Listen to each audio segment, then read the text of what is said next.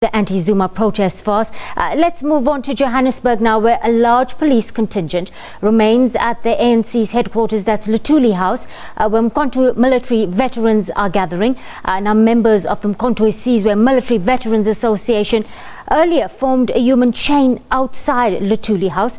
ANC supporters have joined the veterans to defend Luthuli House and the president indeed.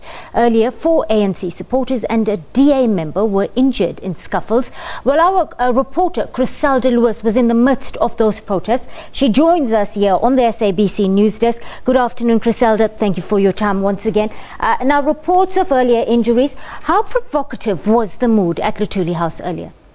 I wouldn't say it was provocative. I think if you look at it along political party lines, Kirshni, there was going to be the expectation that you'd have ANC members, supporters, as well as Umkhonto military veterans defending Luthuli House, as they say.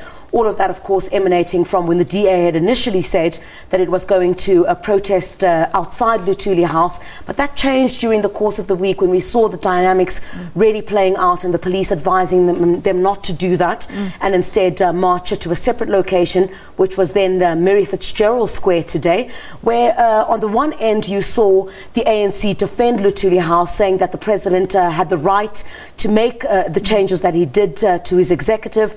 And on the other hand, you know, other political parties and others that took to the streets today saying that was the last straw for them.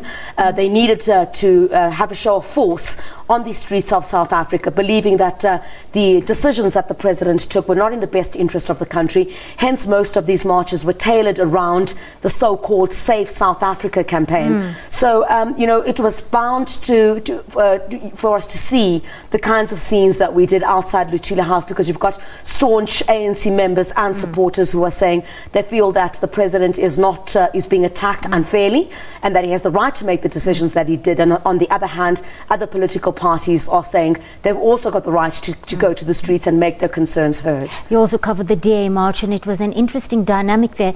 We see this protest, Chriselda, really cutting across all sorts of race and generational lines even. It's really something that we haven't seen in particular with regard to the Democratic Alliance. Often, you know, there was the criticism that the DA marches were in the majority black, but what we really saw today was, you know, a number of South Africans across the racial lines join in the various marches and say that they are here to send a strong message about South Africa. They do not like the direction in which South Africa is headed, and they believe that the best way to do that and to demonstrate and to make those in power listen was to join wherever they can. Very interestingly as well, some of the visuals that you've been showing throughout the course of this morning into this afternoon, you're seeing some people standing on bridges, others gathering in some of their suburbs as well. So wherever they were, if they could not make it to one of the marches in Johannesburg or Pretoria, they protested from where they could to say that they were part of this campaign against what they believe is not the direction in which South Africa should head. So, you know, I think it was very interesting to see, in particular with the march with the DA, how, you know, so many people across colour lines had really come together with one voice. Very quickly, before you leave us, how would you say police managed in terms of crowd control and crowd management and the force that they had to use to keep order?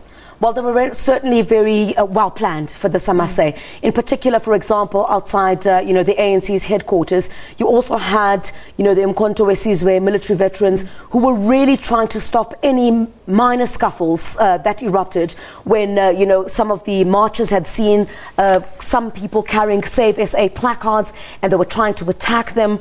And, you know, they were really trying to stop what was taking place. Police as well, together with the Johannesburg Metro Police, really had their, you know, had planned quite in advance to ensure that you didn't have the scenes of violence that were anticipated by many, I guess, because of the threats of violence that we had heard about during the course of the week. So I think police really did a good job to try and ensure that there wasn't any more scuffles in addition to the ones that we really saw. Last question, very quickly. Have we had any reaction from the ANC headquarters yet?